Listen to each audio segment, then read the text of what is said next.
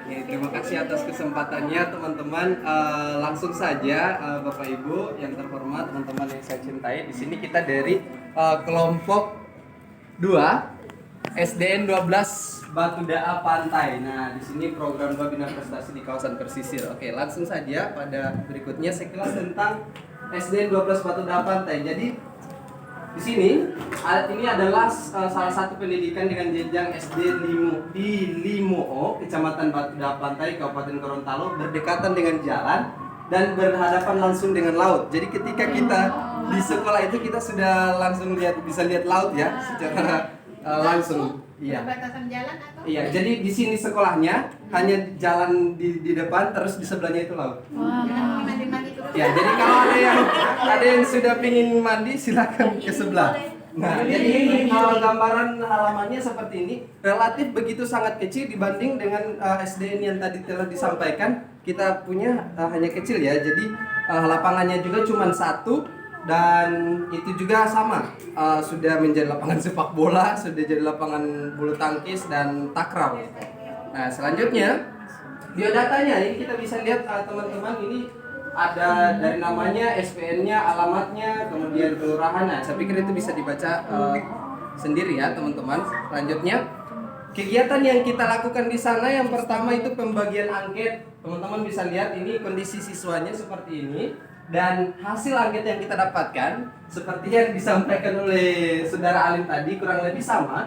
Dalam bidang olahraga itu bulu tangkis itu ada 2 orang, sepak bola hanya 2 orang, lari 2 orang, tarik tambang satu orang, dan senam itu ada 9 orang. Lalu bagaimana dia bertarik? Nah,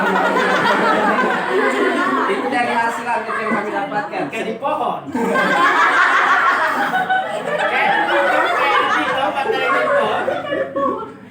Sedangkan di bagian seninya menggambar itu ada 12 orang, kemudian tari ada 2 orang, menyanyi 3 orang, dan melukis hanya 1 orang saja. Di bidang akademik itu ada bahasa Indonesia sekitar 12 orang yang tertarik di bagian itu, dan matematika hanya 1 orang.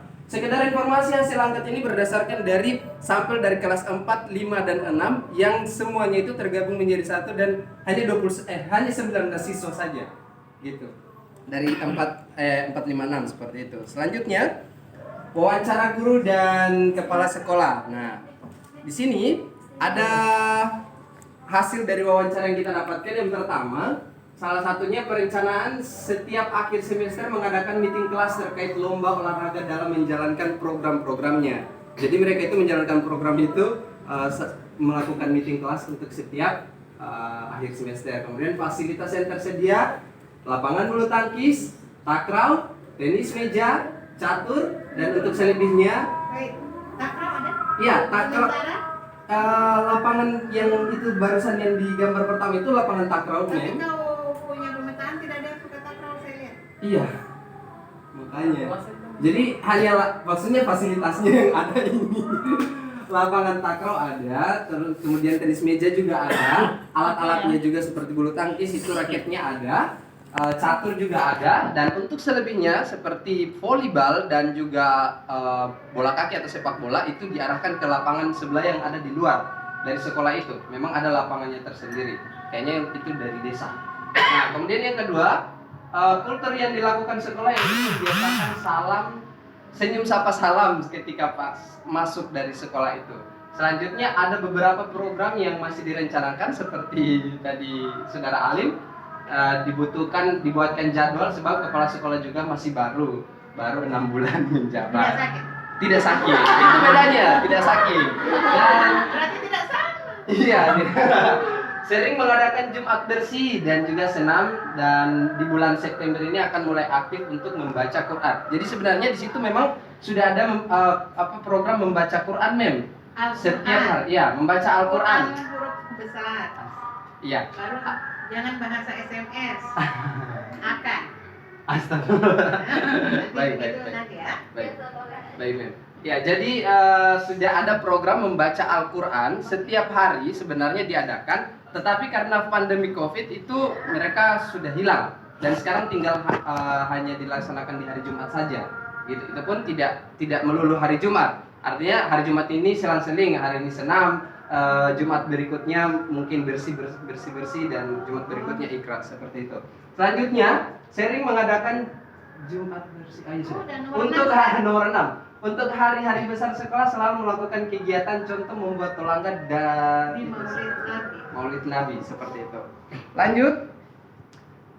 Sering mengadakan perjusami. Nah, di sekolah kita itu ada perkemahan Jumat, Sabtu, Minggu ya teman-teman ya. Dan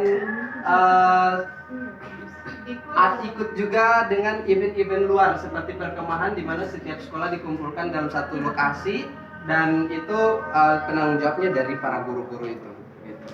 Selanjutnya ada kontrol pengawasan yang relatif baik terhadap ekstrakurikuler sebab para guru dibagi per bidang dalam menangani setiap minat dan bakat siswa. Jadi di sekolah kita itu SDN 12 ada yang memang menangani untuk bidang keagamaannya yang minat di bagian itu. Kemudian di bidang olahraganya ada, di bidang prestasinya juga ada gitu.